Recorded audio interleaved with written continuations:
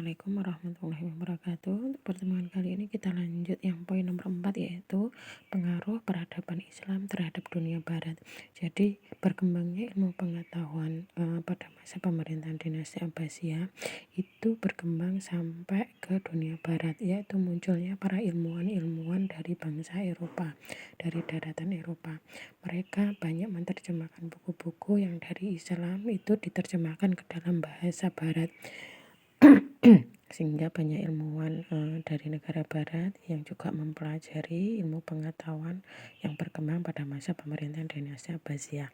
Ilmuwan-ilmuwan tersebut ada Abu'l-Ratbat, ini merupakan ahli matematika. Kemudian ada Mazarabes, ini seorang muslim, ini kemudian mengubah namanya menjadi Petrus Al-Pansi supaya tidak dicurigai karena dia adalah seorang dokter di istana Raja Inggris Henry I. Itu kemudian ada Archdiakon Domenico Gondissavi. Ini meniru atau meneruskan Khalifah Al-Ma'mun, yaitu dengan mendirikan Baitul Hikmah. Nah, ini pusat penterjemahan dari, yaitu tugasnya adalah menerjemahkan dari buku-buku bahasa Arab ke bahasa Barat. Kemudian bahasa-bahasa Barat diterjemahkan kepada bahasa Arab. Kemudian ada Ibnu Dawud yang berasal dari Yunani. Ini menyalin buku-buku yang berbahasa Arab kepada bahasa Latin, seperti buku astronomi dan juga astrologi. Kemudian yang terakhir adalah Gerard Cremona. Ini adalah menyalin buku-buku berbahasa Arab ke dalam bahasa Latin, termasuk buku yang filsafat, kedokteran, dan jumlah ada buku-buku yang lain. Selain pengaruh peradaban Islam pada dunia barat, munculnya ilmuwan-ilmuwan barat, dinasti Abbasiyah juga menertibkan administrasi pemerintahan. Organisasi negara ini mengalami perkembangan.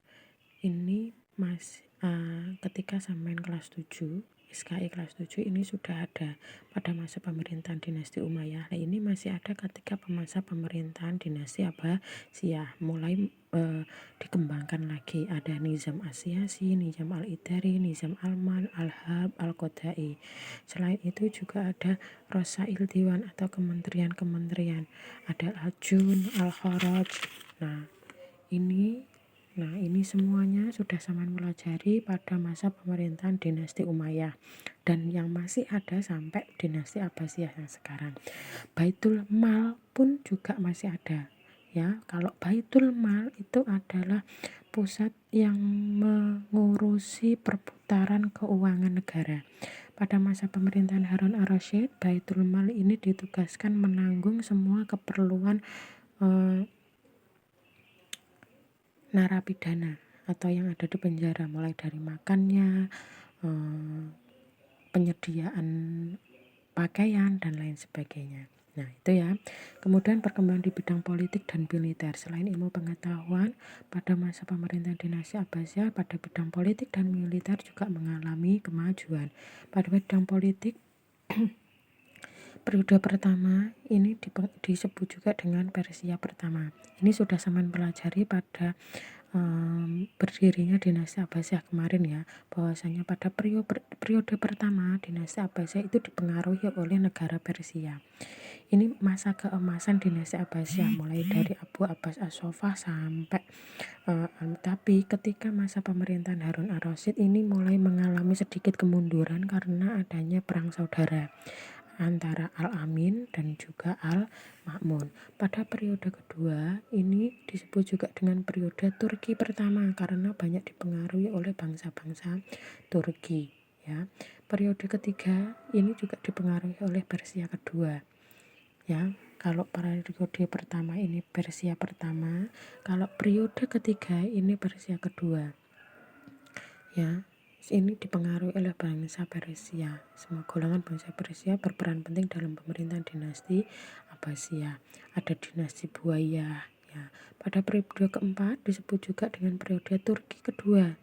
Kalau periode kedua Turki pertama, kalau periode keempat Turki kedua. Ya, yang mempengaruhi di sini adalah dinasti Saljuk. khalifah-khalifahnya ini hanya dijadikan sebagai boneka saja, tidak boleh khutbah Jumat dan lain sebagainya. Semua pemerintahan yang memutuskan pemerintahan adalah dinasti Saljuk. Pada periode kelima ini bebas dari pengaruh apapun, bebas dari Persia, bebas dari Turki, tetapi dinasti Abbasiyah mulai mengalami kemunduran sampai akhirnya diserang oleh tentara Mongol yang dipimpin oleh Hulagugan, sampai akhirnya dinasti Abbasiyah ini runtuh. Yang kedua yaitu perkembangan pada bidang militer. Nah, pada dinasti Abbasiyah ini mengadopsi sistem yang dianut oleh militer Kekaisaran Romawi. Dinasti Abbasiyah ini menempatkan 10 prajurit di bawah kendali seorang yang disebut Arif. Ya, kemudian menempatkan 50 prajurit di bawah komando Khalifah, 100 prajurit di bawah komando Qaid, 10.000 pasukan terdiri dari 10 batalion ini dikomandoni oleh seorang amir atau jenderal. Nah, militer itu tidak hanya untuk pertahanan negara saja, tetapi juga dimanfaatkan untuk meredam pemberontakan yang terjadi di berbagai daerah. Ya, selain itu, untuk meredam pemberontakan ini pada masa pemerintahan dinasti Abbasiyah juga mempunyai pasukan bayaran. Ini pasukan yang tidak tetap atau sukarela. Ini bekerja kalau hanya ketika ada serangan dari negara mana atau ada pemberontakan dari mana. Nah, ini sistem pembayarannya, mereka dibayar ketika hanya bertugas saja. Pasukan bayaran atau sukarela itu disebut juga dengan mutatawwi'ah. Ini dibayar ketika hanya bekerja saja. Selain itu juga adalah pasukan tetap aktif, ini selalu, ini pembayarannya atau dibayar secara berkala oleh pemerintah, jadi setiap bulan ini rutin. Nah, pasukan pengawal istana ini juga memperoleh gaji atau memperoleh bayaran lebih tinggi dibandingkan dengan pasukan lain. Ini juga khusus dikasih seragam bagus, disenjatai lengkap, ya.